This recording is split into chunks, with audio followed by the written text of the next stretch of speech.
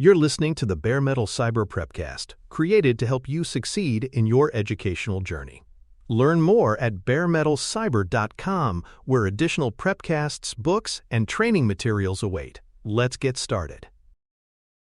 Pennsylvania Senate Bill 696 updates the state's breach notification framework by modernizing the definition of personal information and expanding the list of sensitive elements that trigger notification. Historically, statutes focused on combinations like name plus social security number or driver's license number.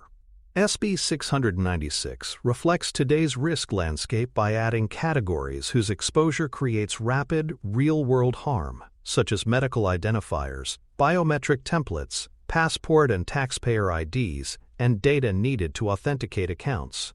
The expansion recognizes that criminals increasingly monetize non-traditional elements. Think benefits fraud tied to medical IDs or synthetic identity fraud, using multiple partial records. For you as a practitioner, the practical takeaway is a broader incident intake filter. When scoping an event, you must inventory not only classic identifiers, but also these expanded elements to determine if Pennsylvania residents fall into the notifiable population. A defining change is the explicit inclusion of online credentials and authentication data within covered records. Username and password pairs, passcodes, security questions and answers, and multi-factor seeds are all treated as high-urgency elements because attackers can weaponize them instantly. SB 696 expects organizations to move beyond disclosure and into immediate containment, which means forcing resets, revoking tokens, and invalidating shared secrets before adversaries pivot. Consider a compromise of a retailer's login table. Notification alone is insufficient. Rapid credential rotation and session invalidation are part of the expected remedy. The rule also nudges teams to design credential vaulting, hashing, and salting strategies that reduce the blast radius. Think of credentials as live keys, not just data. SB 696 treats them as such, and your playbook should too, with automated kill switches and clear reset pathways. Pennsylvania's clarified encryption safe harbor mirrors modern best practice. Encryption can excuse notification only if confidentiality remains intact, in fact, not just on paper. If an attacker also obtained the decryption key, if keys were co-located with ciphertext, or if obsolete algorithms were used, safe harbor collapses. The bill effectively connects legal relief to key management, hygiene, separation of duties, hardware-backed key storage, rotation schedules, and tamper-evident audit trails. Practically, this pushes teams to treat encryption as a system, not a box to tick. When you evaluate an incident, you must ask two questions. Was the data strongly encrypted, and were keys demonstrably protected? If you cannot answer both affirmatively with evidence, assume notification duty applies. In tabletop exercises, rehearse key compromised branches because regulators will probe this exact weakness. SB 696 aligns Pennsylvania with blended trigger logic by clarifying the threshold between harm-based and acquisition or access-based triggers. Some events are notifiable upon unauthorized acquisition of covered data. Others hinge on a reasonable likelihood of harm assessment. The statute's language encourages documented, time-bound risk analysis rather than open-ended speculation. Your incident commander should use a structured rubric: data category, actor intent, dwell time, evidence of exfiltration, compensating controls, and observed misuse. Where evidence is ambiguous, say, log gaps with strong circumstantial indicators. Pennsylvania's policy preference tilts toward transparency, especially for high-risk elements like credentials or biometrics. Treat the harm test as a disciplined decision, not a loophole. Write down inputs, reasoning, and outcome, and be prepared to revisit the call as facts evolve. Documentation will carry significant weight in post-incident reviews. Timing under SB 696 retains the anchor of without unreasonable delay, but the practical bar rises as forensic and notification capabilities mature. Regulators expect readiness, pre-approved templates, vendor rosters, letter shops, and call center scripts. If investigations require days to stabilize scoping, parallelize drafting, and channel setup, so the clock is not idly ticking. Your internal service level objectives should be stricter than the statute. Set internal targets for discovery to triage, triage to determination, and determination to notice. Build dashboards that surface aging cases and blockers. Unreasonable delay is judged against the maturity of your program. In 2025, delayed basics, like waiting a week to force credential resets, will be hard to defend. Embed time boxing into your incident runbooks and rehearse timeline compressions in tabletops so the team knows how to move when hours matter. Pennsylvania preserves a classic law enforcement delay allowance, but it expects discipline in how you invoke it. A documented request from an investigating agency can justify deferral, yet deferral is not indefinite.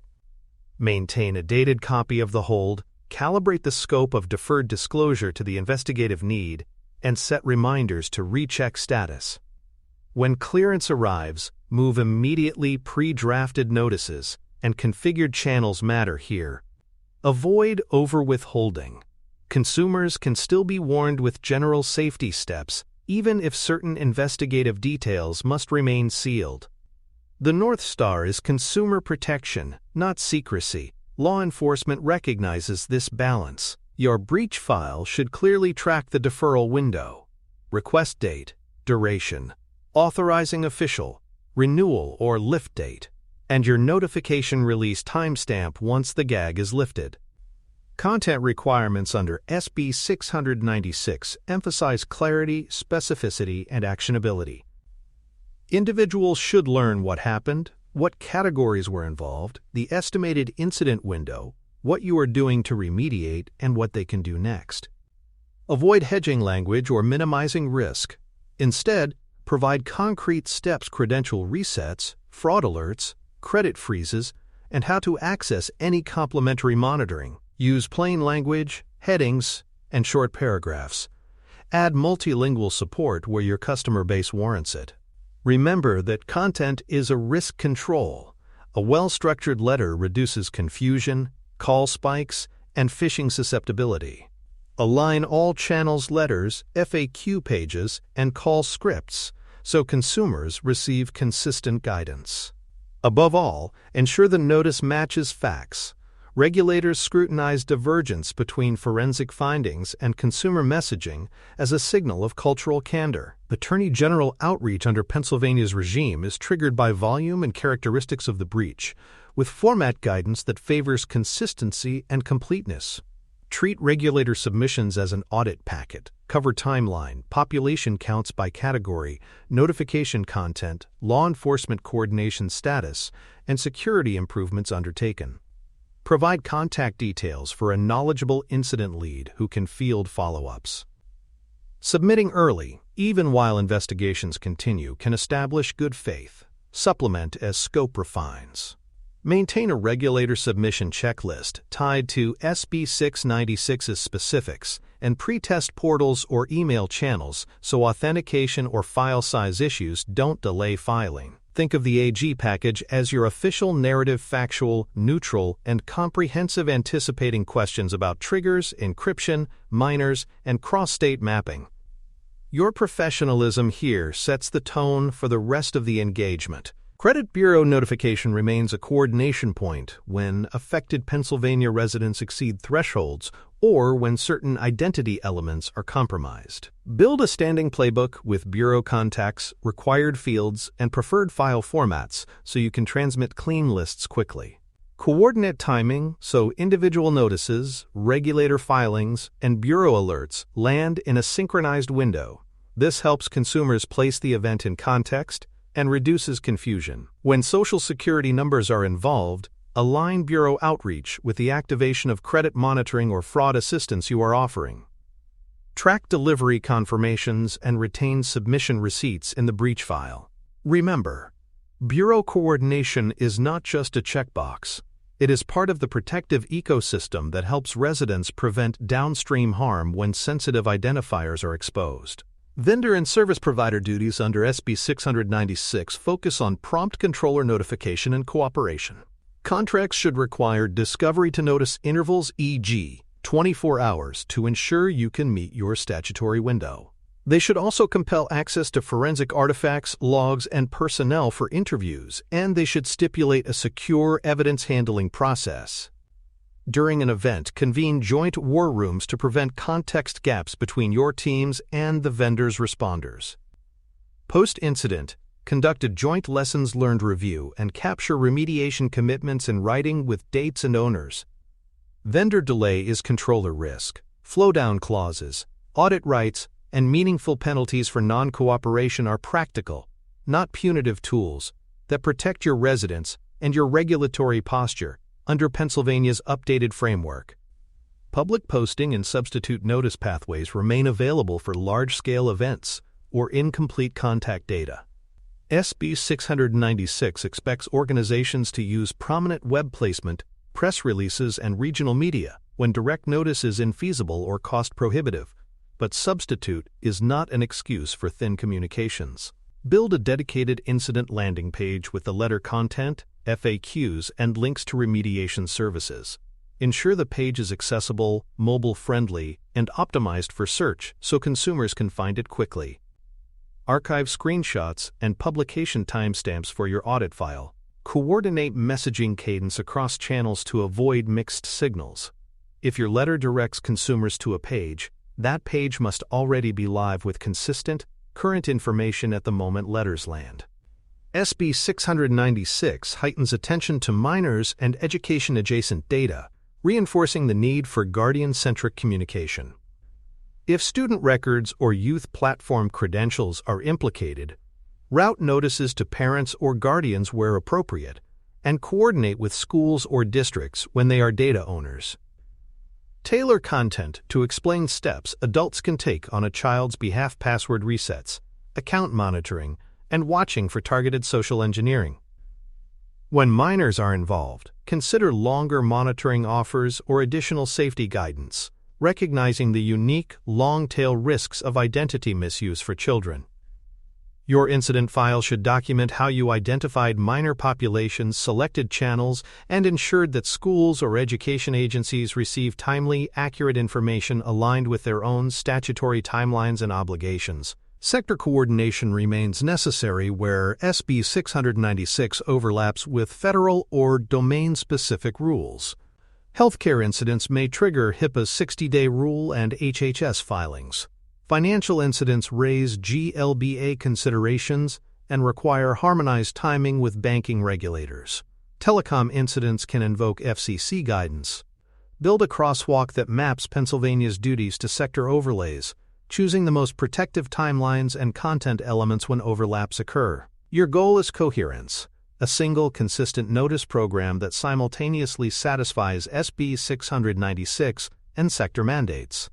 Maintain a regulator contact matrix and practice multi-regulator submissions in tabletop drills so your team knows sequencing, portal quirks, and attachment expectations before a real event, reducing friction when hours and accuracy matter most. Finally, SB 696 reinforces record-keeping and breach log retention as the spine of defensibility. Preserve a complete chronological file, discovery time, containment steps, scoping decisions, harm analyses, law enforcement deferrals, notice drafts, approval stamps, mailing proofs, web captures, call scripts, and regulator submissions. Include counsel-directed memoranda that explain legal reasoning for triggers, timing, and safe harbor determinations. Retain logs for the statutory period and control access to protect privilege where appropriate.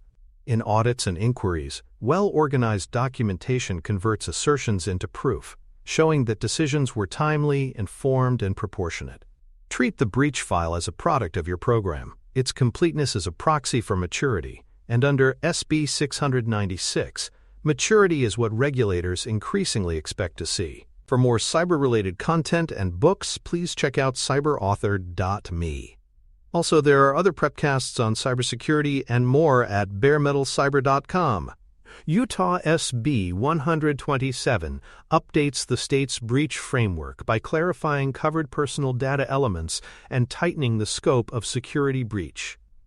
The definition now more explicitly captures categories beyond classic identifiers, including certain health, biometric, and authentication data whose misuse produces fast-moving harm.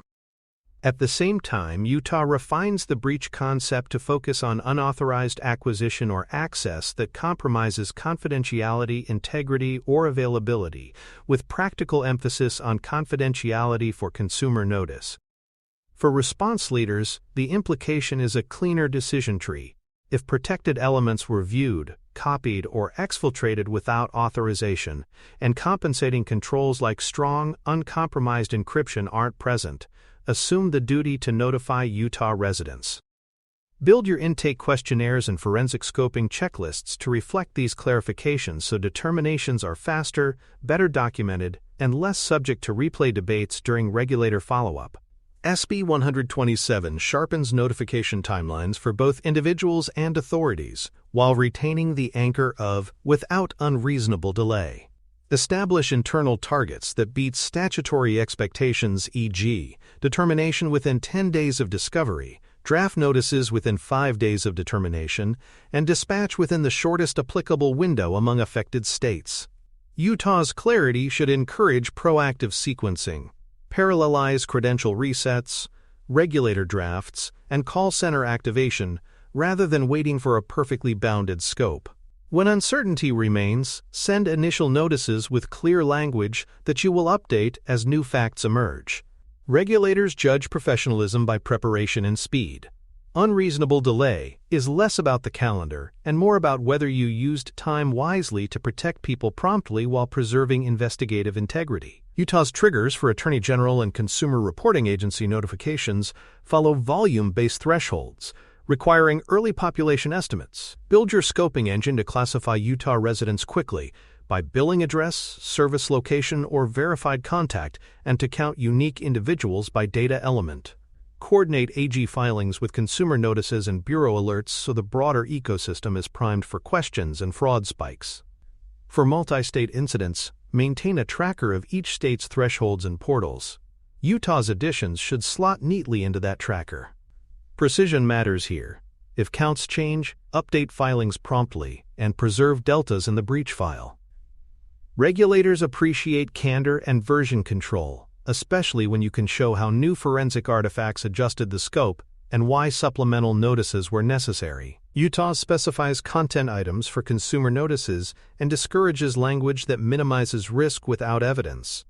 Your letter should communicate the incident date range, categories exposed, what you have done to contain the issue, concrete steps individuals can take, and how to enroll in any remediation you offer. Avoid generic reassurances like, "We have no evidence of misuse," unless accompanied by transparent explanation of why, e.g., full disk encryption intact, no log evidence of exfiltration, and keys confirmed safe. Pair clarity with empathy. Write at a 6th to 8th grade reading level, include accessible formats, and add alternatives for those without easy digital access. Clarity reduces confusion and phishing risk. Empathy reduces frustration and call center spikes, improving overall incident outcomes for residents and regulators alike. Credential incidents received special attention under SB 127, echoing national trends. When usernames and passwords or multi-factor seeds are implicated, Utah expects decisive containment, forced resets, token revocation, session invalidation, and advisories about credential reuse across services. For design resilience, move toward passwordless options and hardware-backed keys that limit blast radius. In notices, separate what happened from what you should do now, and include links to reputable guidance on password managers and phishing avoidance. Treat credential breaches like a fire contain first, then communicate. Time spent crafting the perfect letter is wasted if active sessions remain open or tokens continue to authorize access. Structure your runbooks to launch containment in minutes, not days, with pre-approved workflows and on-call engineering support. Vendor-to-controller notice duties in Utah stress without unreasonable delay, backed by cooperation during investigations. Bake tight discovery to notice SLAs into contracts 24 hours for initial alert, rolling updates every 12 to 24 hours, and require access to logs, evidence, and personnel. Pre-negotiate incident points of contact, escalation ladders, and joint communications protocols. During an event, open a shared workspace for evidence exchange and timeline reconciliation. After, capture remediation commitments with named owners and due dates. Utah's standard amplifies a universal truth. Your ability to notify residents on time depends on your vendors. Transparency. Treat vendor diligence as a first-line control, validated through tabletop drills and periodic evidence of compliance reviews. Substitute notice remains a last resort path when direct contact is infeasible or cost-prohibitive. Utah's criteria align with common standards. Large populations, missing contact details, or extraordinary costs justify multi-channel campaigns. In practice, that means prominent website banners, media releases, and dedicated FAQs, all live at launch. Build language that helps consumers distinguish authentic postings from scams. Use consistent branding, HTTPS-only links, and a verification path from your main homepage. Archive screenshots, publication times, and media confirmations for your audit set. Substitute notice should feel like a coordinated public service message, not an afterthought. When executed well, it preserves reach and trust even without individualized communications. Law enforcement deferral mechanics in Utah require documented proof of need. Secure written requests, emails, or letters from the investigating agency that specify the delay window. Then timebox your response tasks so you can drop notices the moment clearance is granted. Use the quiet period to finalize drafts, assemble mailing lists, and configure call centers. Deferral is preparation time, not pause time. In your breach file, keep the deferral document, the clearance timestamp, and the notification release timestamp together, demonstrating clean custody of the delay decision. If the window extends, request renewals in writing. Regulators will evaluate whether you honored both the investigation and the resident's right to timely information. Utah's updates intersect with the Utah Consumer Privacy Act, UCPA, which governs broader privacy practices. Align your breach program with your privacy operations. The same data maps, retention schedules, and vendor contracts that support UCPA compliance should feed incident scoping and notification workflows. If sensitive categories under UCPA are exposed biometrics, precise geolocation, health, treat those populations as high-priority cohorts for expedited notice and enhanced remediation. The convergence of breach and privacy programs is deliberate. Better inventories, shorter retention, and stronger contracts reduce breach impact and accelerate accurate notices. Make privacy by design a breach mitigation control. Less unnecessary data means smaller blast radii when incidents occur. Children's data, biometric identifiers, and precise location data merit escalation under SB 127. For minors, adjust channels toward parents or guardians and consider heightened safety guidance beyond credit monitoring, social engineering tips, location sharing reviews, and account hygiene. For biometrics, explain clearly that templates, not raw images, were exposed if applicable, and outline revocation and re-enrollment steps for access systems. For precise location, advise immediate review of app permissions and device settings. In each case, tune your remediation to the unique risks. A one-size offer does not match the lived realities of these categories. Document why you chose particular mitigations. Utah's clarity invites equally clear rationale in your response file. Because breaches rarely respect borders, adopt a most protective baseline that satisfies Utah while covering stricter peers. Set your internal deadline to the shortest state timeline across the affected population. Include the richest common content set, and assume credential reset requirements where any state demands them.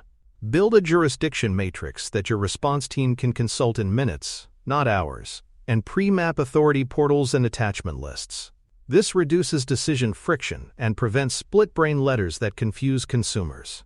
Utah's clarity should be one anchor in that matrix. harmonized with California, Colorado, and Pennsylvania to create a single, confident response motion when the pressure is highest. Evidence artifacts deserve meticulous curation under SB 127. Preserve the discovery timestamp, containment steps, forensic milestones, harm analysis worksheets, regulator filings, consumer templates, mailing proofs, and web captures. Include counsel-directed memoranda that explain trigger calls, encryption safe harbor determinations, and the reasons for law enforcement delays. Assign an owner for the breach file who is accountable for completeness and index it so external reviewers can follow the narrative without guesswork. In Utah, as elsewhere, strong documentation turns a good response into a defensible one-proof that decisions were principled, timely, and proportionate to the facts as they were known. Metrics close the loop by quantifying performance: mean time to scope, mean time to notify, percentage of Utah residents reached on first pass, bounce and return mail rates, call center handle times, and remediation enrollment rates. Display these on dashboards that leadership reviews in weekly risk meetings, and build action items where targets are missed. Regulators increasingly ask for evidence that programs are measured and improved, not just designed. If your data shows chronic delay in credential reset execution, fix the pipeline. If notice emails bounce at high rates, refine addresses and add alternative channels. The metric is not the goal, the improved outcome is. Post-incident remediation in Utah should be summarized for regulators and consumers alike. Describe system hardening patched vulnerabilities, new EDR coverage, network segmentation, backup integrity checks, and program changes like shortened retention, stronger vendor SLAs, or refined tabletop cadence. Avoid vague pledges. Provide concrete timelines and owners. Public assurance statements build trust only when paired with action, and regulators will take note when you convert lessons into durable controls. In your closeout memo, tie each remediation to a root cause or contributing factor from the investigation.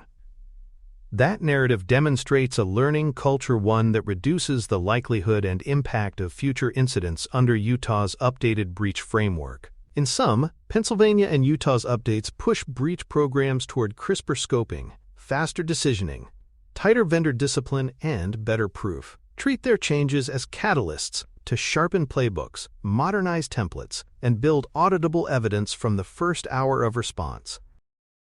Thanks for tuning in to the Bare Metal Cyber Prepcast, your trusted source for cybersecurity news and insights. Remember to subscribe at baremetalcyber.com so you never miss an update. And visit cyberauthor.me for best-selling cybersecurity books that equip you with expert knowledge. Until next time, stay secure and stay vigilant.